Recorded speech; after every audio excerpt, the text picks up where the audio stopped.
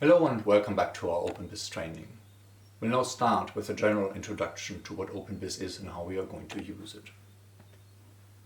What is OpenBIS? OpenBIS is a RDM system that is developed by the ETH Zurich. It encompasses a digital notebook but also handles data and inventory. Our typical case when we don't use such a system is that we typically have a paper lab book where we record all our activities or results, and then maybe we store files of Excel files with our results or images in some local folder. This has a number of challenges. First of all, it's quite difficult to find the right information because, for example, a paper notebook is not easily searchable, and we also have a challenge to connect what we do at the moment to all our activities, because essentially a paper lab book is a linear record of our information. It also makes it more difficult to share data and results with others. If we have, for example, results in a local file, we need to mail these over or hand over a USB stick.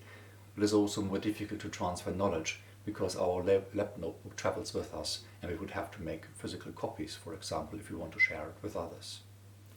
There's also the point of data safety and data security. For example, do you really have backups of all relevant files in multiple locations so that, for example, if a system goes down in one institute, do you really have a number of copies in other institutes so you can just resume working? So this is also why we want to move away and enter the RDM system using OpenBIS, where we integrate all of these approaches. A naive approach to a lab notebook might be that we have a notebook, a lab notebook, but now put it online, and we essentially use it the same way we would use a paper notebook. For example, we could just have free text entries and drag in some text data images as we see fit. Essentially, we do the same thing, but like a Word document online or something like this. However, while this is a little bit better than using paper, it's not really searchable either, because we use, for example, different words and abbreviations for similar things across the collaboration, and we have many inconsistent use of terminology. That makes it more difficult to extract information and share data consistently. We have already developed in the first phase an extensive metadata schema. This is essentially a complex set of relationships that relates experiments, measurements, simulation, scientific instruments or devices, and the samples that we use, together with the procedures that we need to follow to conduct the experiments. And each of those elements has specific properties, and if we are sort of a bit sloppy, you can say that this metadata schema is essentially a list of tables that relates all the properties of the individual components and adds the relationships between them. So how is all this information organized? And this is typically done by an admin. So we need to create entities that represent our scientific instruments or devices, the samples, the preparation methods or the methods that we use to conduct the experiments, then the experiments and their results themselves, and also do the same for simulation. In the second phase, especially for the experimental part, we will do this in OpenBIS, so we need to recreate all these metadata from the description that we have already published into the OpenBIS system. Now that we have all the sort of scaffolding in place, then we need to do this individually. So for example, we now have all the instruments that we use. That can be, for example, a specific electron microscope or TEM system or APT system, whatever. Once this is in the system, we can use it together to link all the other quantities. So for example, if we want to use the electron microscope with a specific sample, we have the electron microscope in the system, we have the sample in the system, and the preparation and other methods that we need to do to conduct the experiments, and also the results of it, and then we can link this in the online system. So this is essentially what our new electronic lab book will do.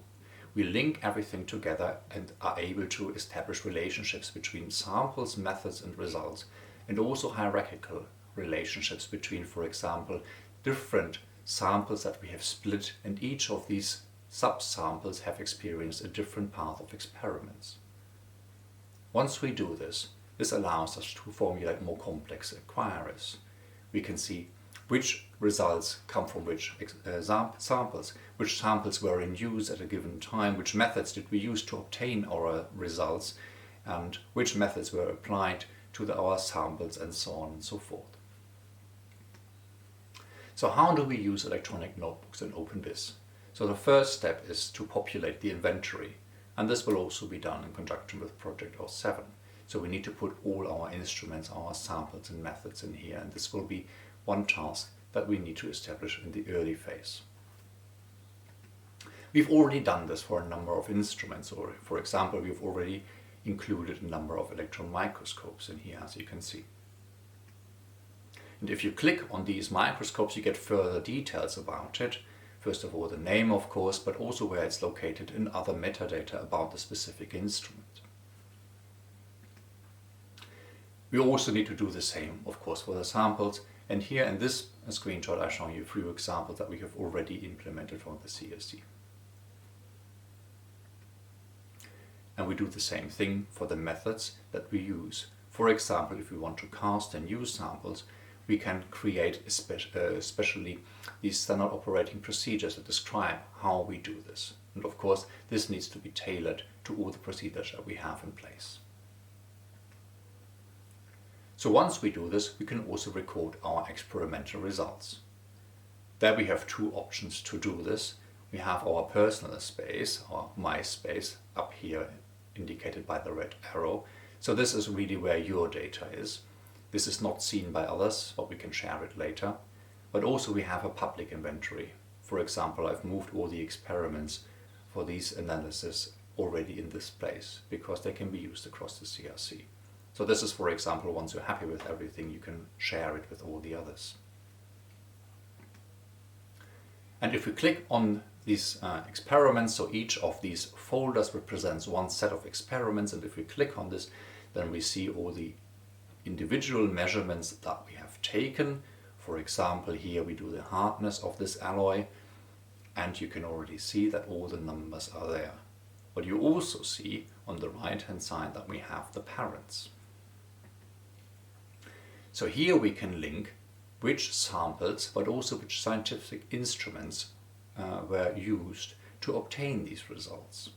So this allows us to sort of traverse the whole region from top to bottom and sideways. We can query which experiments have been used for which samples, but also what has been done to a specific sample in terms, for example, heat treatment, rolling, and then later tensile testing or microscope analysis. And these parent relationships can be explored in the online system by clicking on the respective entries. So for example, if you click on one of these samples now, you can see what else has been done with this sample and explore further.